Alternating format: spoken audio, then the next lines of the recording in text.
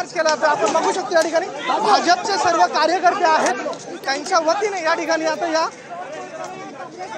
तोडफोड करण्यात आलेली होती। मात्र पोलिसांना हे कुठेही ऐकलेले नाहीयेत। मात्र आता पोलिसांनी या ठिकाणी बघू शकतो लाठीचार्ज करण्यात आहे। या ठिकाणी पोलिसांकडून जे भाजपचे कार्यकर्ते आहे, युवा मोर्चाचे, त्यांच्यावर या ठिकाणी मोठ्या प्रमाणात लाठीचार्ज करण्यात येत आहे। आपण दृश्यांमध्ये हे आंदोलन करताना बघू शकतो।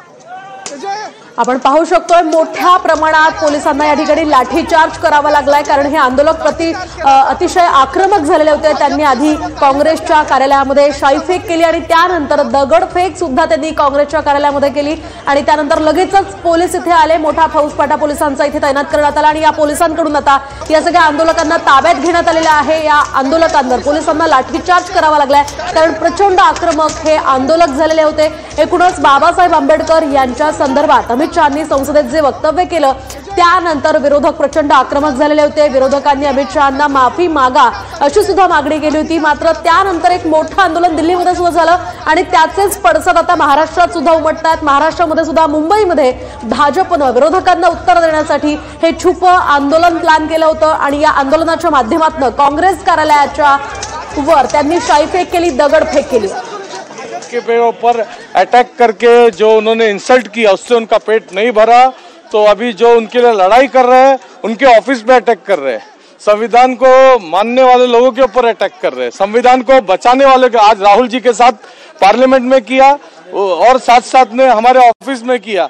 अगर ताकत था तो इंटीमेशन देकर आते, ऐसा क्या चोर की तरह आकर अटैक करके गए? इंटीमेशन देते ना, पुलिस को मालूम था, पुलिस इंटीमेशन देकर आते, हम निपटते थे। ऐसा क्या है? कोणाला मारलं संपूर्ण दिसत आहे।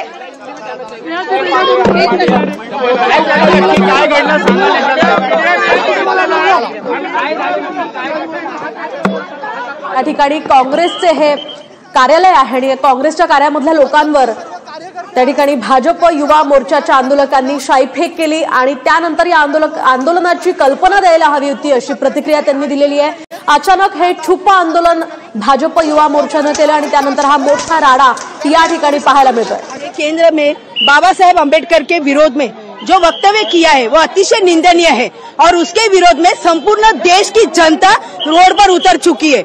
और ये लोग बीजेपी के लोग, यहाँ के लोकल के लोग बीजेपी कांग्रेस कार्यालय पे आकर दादागिरी करेंगे तो हम कांग्रेस के निष्ठावान कार्यकर्ता है और कांग्रेस पार्टी के बचाव के लिए, हमारे कार्यालय के बचाव के लिए हम आएंगे नहीं क्या वहाँ पे?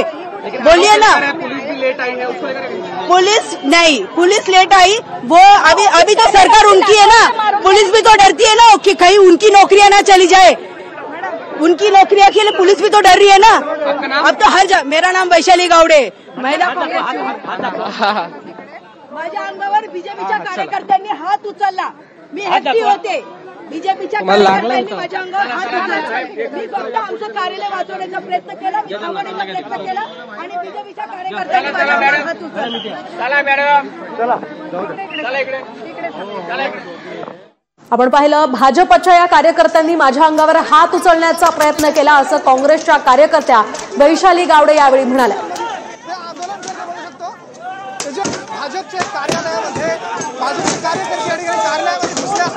आपण ही आतमधली दृश्य पाहू शकतोय। आधी काळी शाई फेकण्यात आली, त्यानंतर खुर्च्या सुद्धा फेकण्यात आला। हे सगळे जे पोस्टर्स होते ते काढून टाकण्यात आले। भाजप कार्यकर्त्यांनी यावेळी काँग्रेस कार्यालयावर खुर्च्या फेकल्याचं आपण या दृश्यांमधून पाहतोय आणि या सगळ्या आंदोलकांना पांगवण्यासाठी पोलिसांनी